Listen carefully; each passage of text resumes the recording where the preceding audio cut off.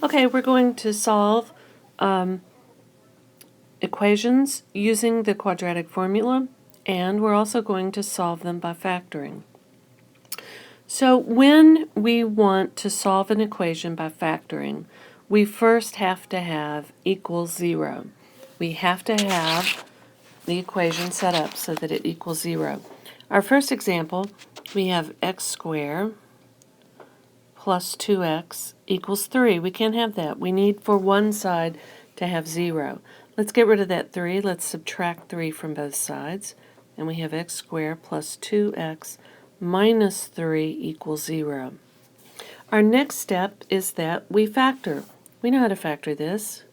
This is x plus 3, x minus 1.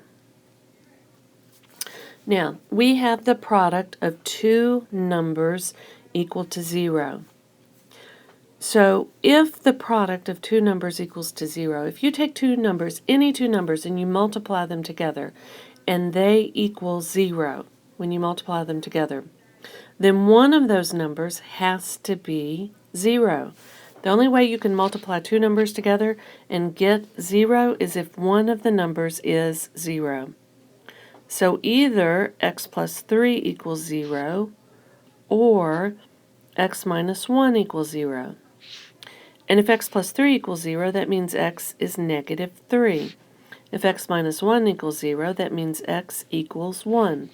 So that gives us two solutions, negative 3 and 1. Both of those numbers represent solutions to this equation. Substitute them back into the original equation, and you will get a true statement. So how do we solve this by the quadratic formula?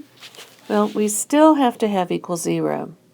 You have to have it in standard form, so we still need that x squared plus 2x minus 3 equals 0. After you say equals 0, then you can identify what is a. It's the coefficient of the x squared term, 1. What is b?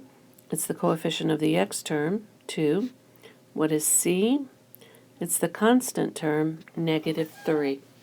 So we identify, first we get equals 0, then we identify a, b, and c, and now we use the quadratic formula. So the quadratic formula is negative b plus or minus the square root of b squared minus 4ac all over 2a. So we get negative 2 plus or minus the square root of 2 squared minus 4 times a times c all over 2 times 1. Negative 2 plus or minus the square root. 2 squared is 4, minus 4 times minus 3 is positive 12. So 4 plus 12 is 16 all over 2. Negative 2 plus or minus 4 over 2. Negative 2 plus 4 is positive 2 over 2 is 1. Negative 2 minus 2 is negative 6 over 2 is negative 3. Notice that we get the same answers, whether we do it by factoring or by the quadratic formula. Our next example is something that we learned to factor. It's a special product. We have 9x squared plus 12x plus 4 equals 0. So we recognize this as a special product because the first term is a perfect square. It's 3x squared. The last term is a perfect square. And the middle term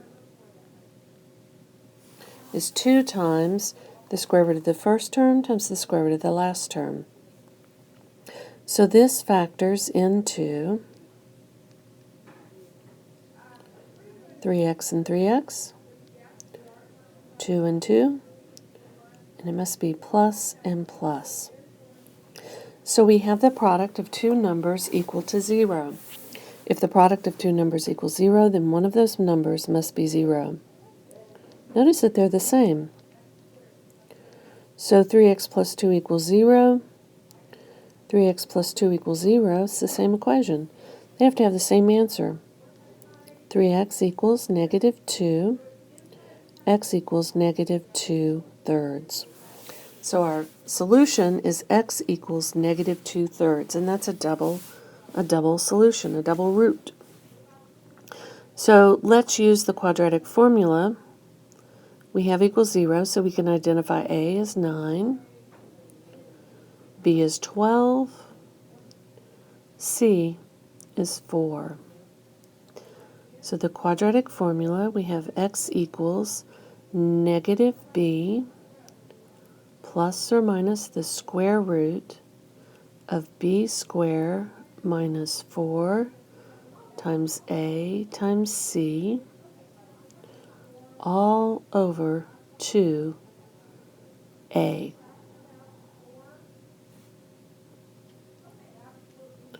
So it's negative 12 plus or minus the square root. What is 12 squared minus 4 times 9 times 4?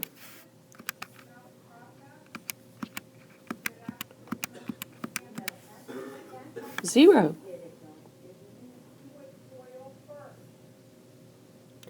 Over 18. Negative 12 over 18. They're both divisible by 6. Negative 2 over 3. That's our solution. X equals negative 2 over 3. The same solution we got by using factoring.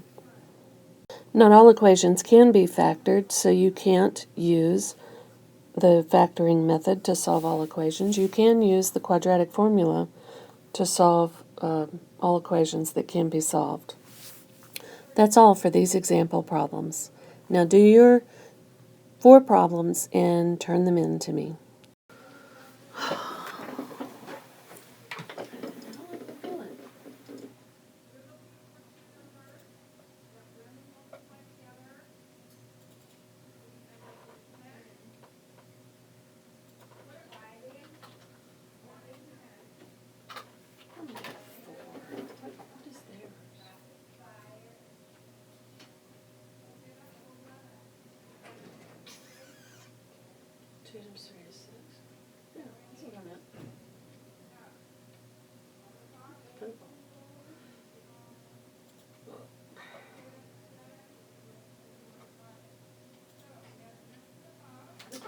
All right, whatever.